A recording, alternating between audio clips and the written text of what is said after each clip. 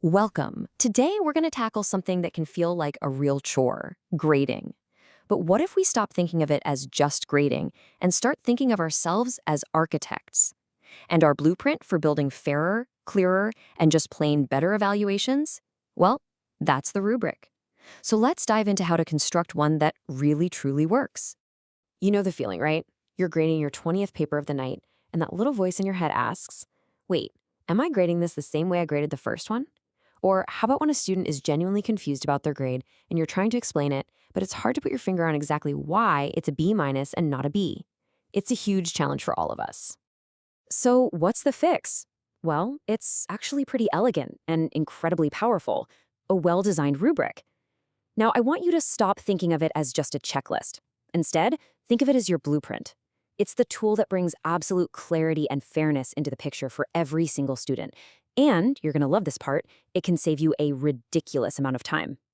So here's our game plan. First, we'll break down the basic anatomy of a rubric. Then we'll get our hands dirty designing the blueprint.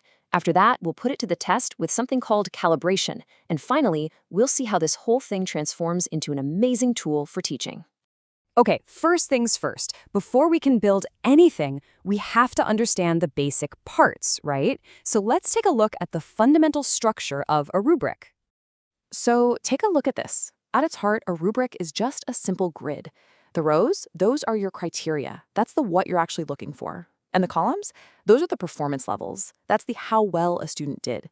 It's a simple visual map of your expectations. All right, now that we get the basic structure, let's get into the fun part, actually building the thing. This is where we get down to the nitty-gritty of creating our blueprint step by step.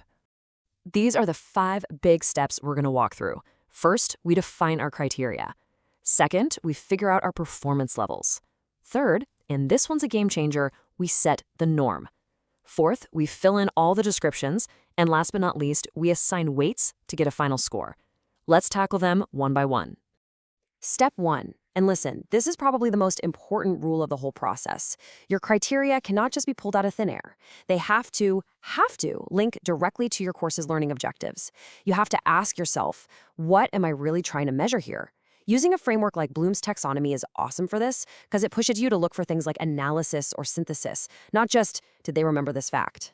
Okay, moving on to step 2, establishing those performance levels. How many should you have? Well, there's a pretty strong consensus from research that points to a best practice, and that magic number is usually 4 or 6. So why an even number? This is actually pretty cool. It's all about psychology. When you have an odd number, like 5, there's always that safe, comfy, non-committal middle option. An even number, though, forces a decision. It makes you and the student make a clearer choice. Is this piece of work meeting the standard, or is it not? It just cuts out so much of the ambiguity.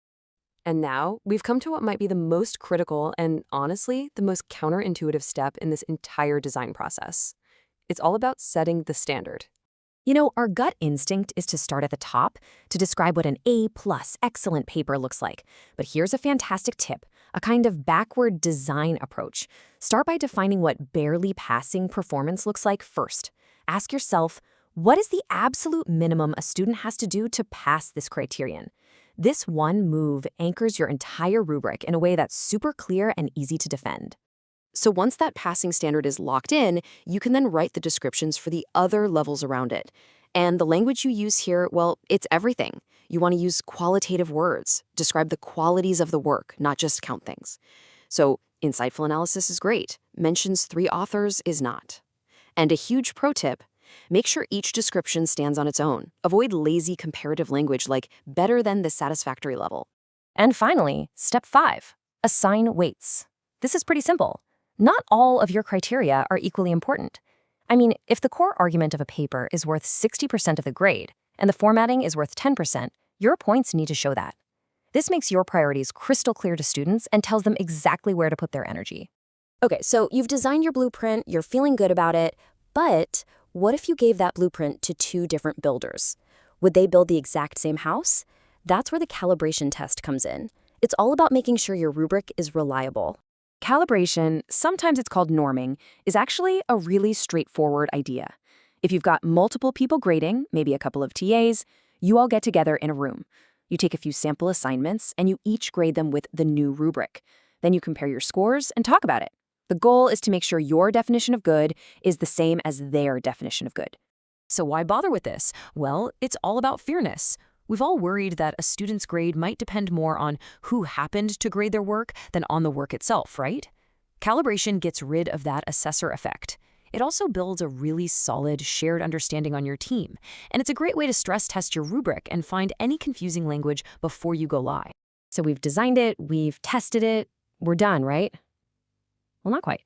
I want to end by kind of reframing the whole purpose of this, because a great rubric isn't just a grading grid, it's one of the most powerful teaching tools you have. And here is the big payoff. When you give this rubric to students with the assignment, you give them crystal clear expectations from day one. You empower them to look at their own work and assess it. You save yourself from writing the same feedback comments over and over and over again. You're basically making the unwritten insider rules of your field totally transparent for everyone. It's a win-win. But let's close with one final, crucial piece of advice. A rubric is an amazing partner, but it doesn't replace clear assignment instructions. They have to work together. You absolutely need both to set your students up for success. So I'll just leave you with this one last thought to chew on. What if the very tool you use for grading could actually become your single most effective tool for teaching? A well-architected rubric makes that completely possible. Thanks for watching.